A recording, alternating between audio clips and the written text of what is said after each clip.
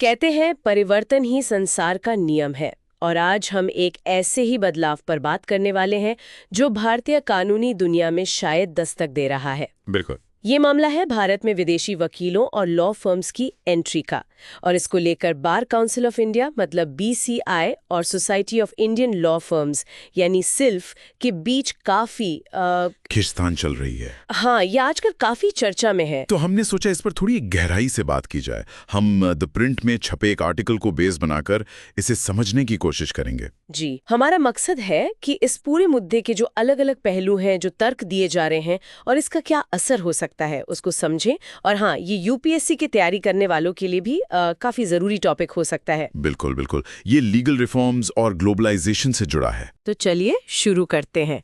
BCI ने हाल ही में कुछ नए नियम जारी किए हैं। आप बता सकते हैं कि ये नियम असल में कहते क्या हैं? मतलब विदेशी वकीलों को किन एरियाज में काम करने देंगे और शर्तें क्या हैं? हाँ, तो देखिए बीसीआई ने जो रूल्स नोटिफाई किए हैं उनके हिसाब से विदेशी वकील और विदेशी लॉ फर्में भारत में आ सकती हैं। लेकिन एक दायरे में। दायरा मतलब वो सिर्फ सलाहकार के तौर पर काम कर सकते हैं, और वो भी नॉन लिटिजियस मैटर्स में, यानी ऐसे मामले जो कोर्ट कचहरी से सीधे जुड़े ना हों। जैसे कि विदेशी कानून पर सलाह देना, या फिर इंटरनेशनल लॉ के मुद्दे, या फिर इंटरनेशनल कमर्शियल आर्बिट्रेशन।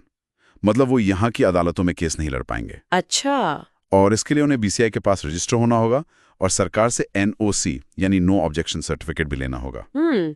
तो बीसीआई ये सब क्यों कर रहा है? मतलब इन नियमों के पीछे उनका मकसद क्या है? देखिए बीसीआई का कहना है कि इससे भारत में ईज ऑफ डूइंग बिजनेस बेहतर होगा, बाहर से निवेश, फॉरेन इन्वेस्टमेंट ज्यादा आएगा। अच्छा। और भारत जो है वो इंटरनेशनल डिस्प्यूट रेजोल्यूशन मतलब अंतर्राष्ट्रीय झगड़ों को सुलझाने का एक बड़ा सेंटर बन सकता है।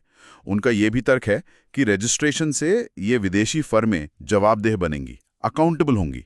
और हाँ, उन्होंने जो चिंताएं उठाई जा रही हैं उनको एड्रेस करने के लिए सिरिल श्रॉफ की अध्यक्षता में एक कमेटी भी बनाई है ताकि एक बैलेंस बन सके।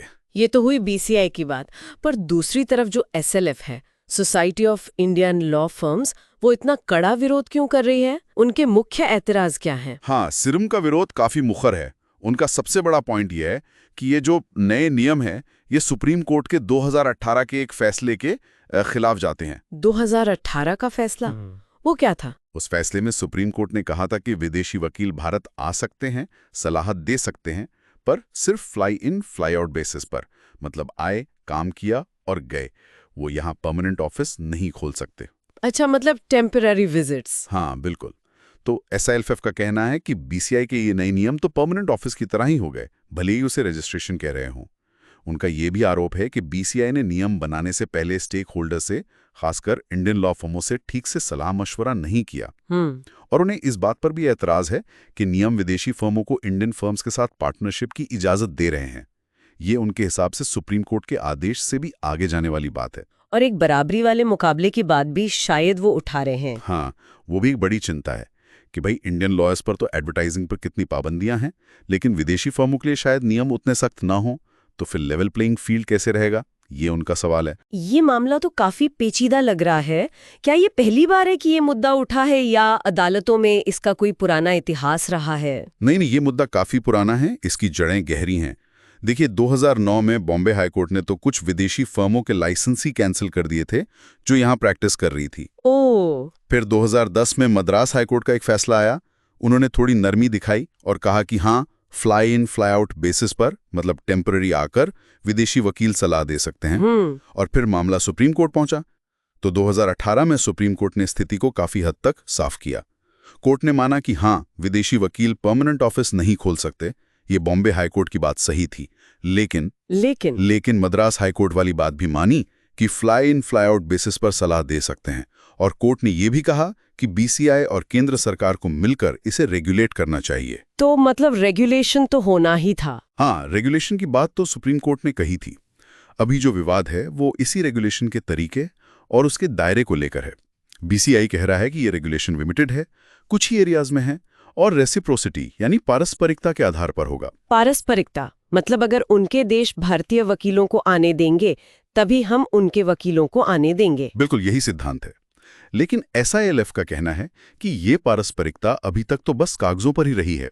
असल में ऐसा हुआ नहीं है ज्यादातर देशों के साथ। तो इसका मतलब ये हुआ कि जो मूल टकराव है वो सुप्रीम कोर्ट के आदेश की व्याख्या पर है कि उसका सही मतलब क्या निकाला जाए, रेगुलेशन कैसा हो और भारतीय कानूनी पेशे पर इसका क्या असर पड़ेगा। एकदम सही, यही मूल मुद्दे हैं।